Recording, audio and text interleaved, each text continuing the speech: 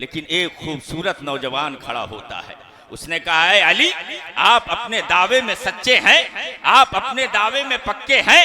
हजरत अली फरमाते हैं हाँ। उस नौजवान ने कहा है अली, आपने ये कहा है कि आज अर्शे आजम की बात अली तुम्हें बताएगा, तो ऐ अली ये बताइए कि इस वक्त जिब्रील कहाँ है? बोल दो सुभान अल्लाह। वो नौजवान आदमी है, मस्जिद नबवी के अंदर खड़ा है, कह रहा है जिब्रील ये बताइए कि इस वक्त जिब्रील कहाँ है? हजरत अली शेर खुदा मिंबरे रसूल पर है। आप अपनी आंख को बंद करते हैं, मशरिको मगरिब में देखते हैं, शिमालो जुनूब में अपनी नजरों को डालते हैं। थोड़ी देर के बाद जब अपनी निगाहों को जो है खोलते हैं, अपनी आंखों को खोलते हैं, तो उस नौजवान की तरफ मुखातब होते हैं। इरशाद फरमाते हैं ऐ नौजवान सुन, इस वक्त जिब्रील न मशरिक में है, न मगरिब में है, न शुमालो जुनूब में है। ऐ साइल, तू सवाल कर रहा है, तू ही तो जिब्रील अमीन है। सुभान अल्लाह, सुभान अल्लाह। नारे तकबीर, नारे रिसालत, नारे हैदरी, नारे हैदरी, नारे हैदरी। जिक्रे शोहदाए करबला, आशिकाने शोहदाए करबला, मसलके आला हजरत मौलाना जियाउल मुस्तफा साहिब क़िबला। नारे तकबीर, नारे रिसालत, सुभान अल्लाह। यही हजरत अली है। आप मदीने के बादशाह हैं, अमीरुल मोमिनीन है, मदीने की पाक बाज सरजमीन है। आप बादशाह होते हुए कई दिन से आप फाके से हैं। एक दिन हजरत अली शेर खुदा मदीने की सरजमीन पे बैठे हुए हैं। वो मुकद्दस शहर कि जिस मुकद्दस शहर के बारे में शायर कहता है, उस शहर की अजमत पे फिदा अर्श की रिफात, जिस शहर में अल्लाह के महबूब का घर है। हजरत अली शेर खुदा है, अमीरुल मोमिनीन है, मदीने के बादशाह है, मदीने की पाक बाज जमीन पर बैठे हुए हैं। आपके सामने मिट्टी का प्याला है, उस प्याले में पानी भरा हुआ है। हजरत अली के हाथ में रोटी का एक सूखा टुकड़ा है। हजरत अली उस रोटी के सूखे टुकड़े को अपने घुटने पर रखकर तोड़ रहे हैं, लेकिन वो रोटी का टुकड़ा इतना सख्त है कि वो जो है टूट नहीं रहा है रोटी का टुकड़ा। हजरत अली शेर खुदा को एक आदमी देखता है, करीब आता है। उसने कहा ऐ शेर खुदा, ये क्या मामला है? यहाँ आप रोटी का सूखा टुकड़ा तोड़ रहे हैं, तो ये रोटी का सूखा टुकड़ा आपसे नहीं तोड़ा जा रहा है। और वहाँ जो है जंगे खैबर में आपने खैबर के किले के दरवाजे को एक हाथ से उखाड़ के फेंक दिया था, तो 3 मील की दूरी पे गिरा था। तो हजरत अली शेर खुदा बड़ा प्यारा जवाब देते हैं, इरशाद फरमाते हैं ऐ साइल सुन सुन, यहाँ पे जो अली रोटी का टुकड़ा तोड़ रहा है, यहाँ पर अली की जाती ताकत खर्च हो रही है। और जंगे खैबर में जब खैबर के किले के दरवाजे को अली ने उखाड़ के फेंका था, तो वहां पर अली की ताकत नहीं थी, बल्कि नबी की ताकत थी। सुभान अल्लाह, सुभान अल्लाह, सुभान अल्लाह। हजरत अली बैठे हुए हैं, हाथ में रोटी का टुकड़ा है। एक फकीर आ गया, एक साइल आ गया। हजरत अली को वो नहीं पहचान रहा था कि यही मदीने के बादशाह अली शेर खुदा है।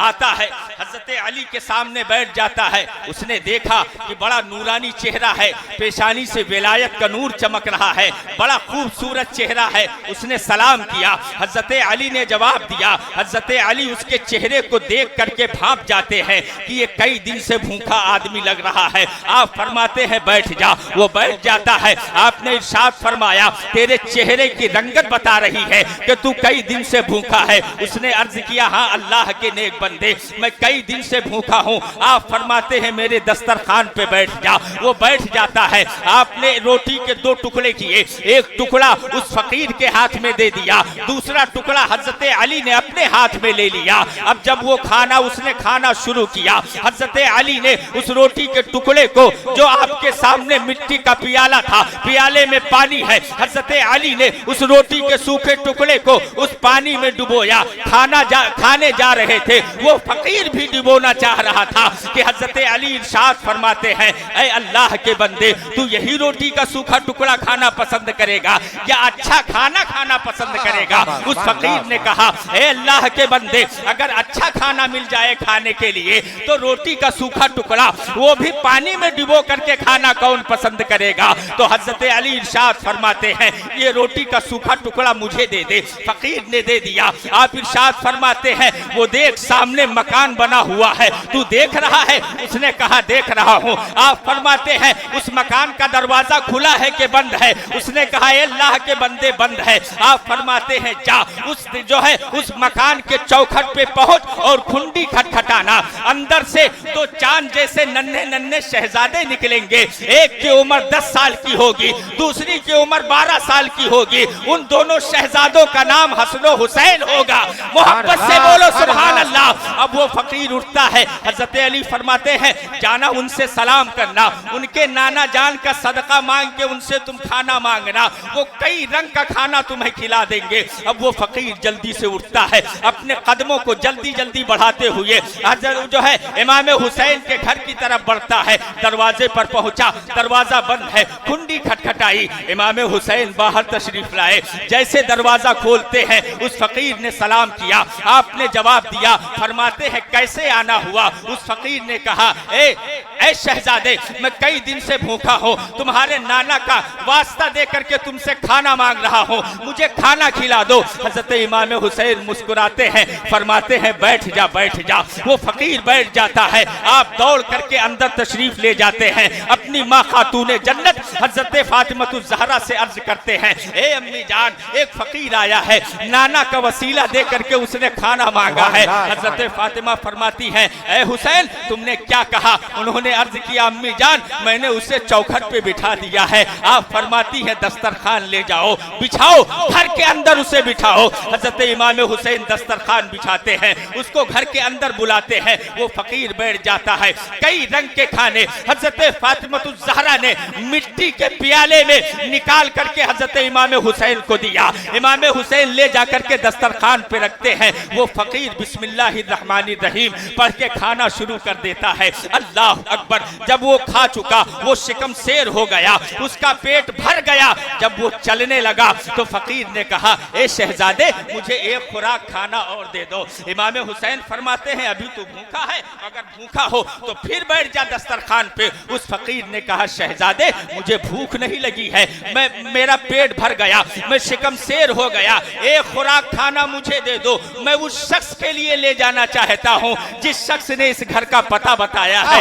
मोहब्बत से बोल दो सुभान अल्लाह। जिस शख्स ने इस घर का पता बताया है। इमाम हुसैन फरमाते हैं, किसने इस घर का पता बताया है? तो फकीर कहता है, शहजादे, जरा चौखट के बाहर मेरे करीब आ जाओ। इमाम हुसैन जाते हैं, उसने उंगली का इशारा किया। वो देखो, एक अल्लाह के नेक बंदे बैठे हुए हैं, जिनका चेहरा बड़ा नूरानी है, जिनके सामने मिट्टी का प्याला है, उस प्याले में पानी है, उनके हाथ में रोटी का सूखा टुकड़ा है, उस टुकड़े को पानी में डिबो करके खा रहे हैं। इमाम हुसैन देखते हैं, चीख मार के रोते हैं। आप फरमाते हैं, ए फकीर, तुझे मालूम है जिस शख्स ने तुझे यहाँ भेजा है वो कौन है? उसने कहा, मैं नहीं जानता हूँ। आप फरमाते हैं, जिस शख्स ने तुझे इस घर का पता बताया है, जो रोटी का सूखा टुकड़ा खा रहा है, वो कोई और नहीं, वही तो मेरे वालिद अली शेर खुदा है। सुभान। नारे तकबीर, नारे रिसालत, जिक्रे शुहदाए करबला, जिक्रे शुहदाए करबला, मसलके आला हजरत वलमाए अहले सुन्नत हजरत मौलाना ज़ियाउल मुस्तफ़ा साहिब क़िबला। नारे तकबीर, नारे रिसालत। सुभान अल्लाह। जल्दी जल्दी चंद बातें और सुन ले। जो वक्त मुझे मिला था उसमें सिर्फ 10 मिनट बाकी है। इमाम हुसैन मदीने की सरजमीन है, बचपन का आलम है। एक दिन इमाम हुसैन से और हातिम ताई के पोते से मुलाकात हुई।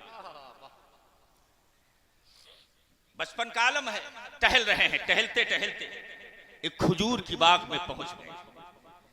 हातिम ताई के पोते ने कहा, है नवासे रसूल, अगर आपकी इजाजत हो तो मैं अपने दादा हातिम ताई के सखावत के कुछ किस्से आपको सुना दूं। इमाम हुसैन फरमाते हैं, सुना। तो हातिम ताई के पोते ने कहा, नवासे रसूल, मेरे दादा बहुत बड़े सखी थे। फरमाते हैं अच्छा कैसे?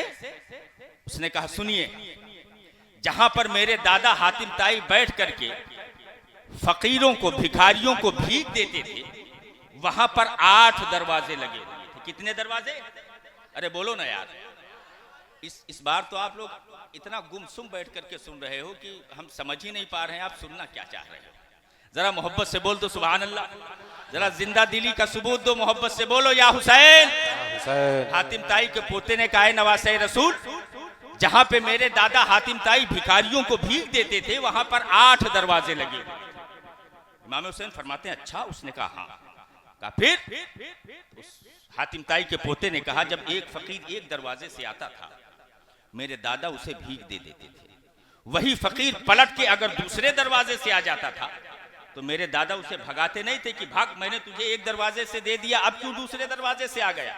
मेरे दादा फिर उसी फकीर को दूसरे दरवाजे से दे देते थे।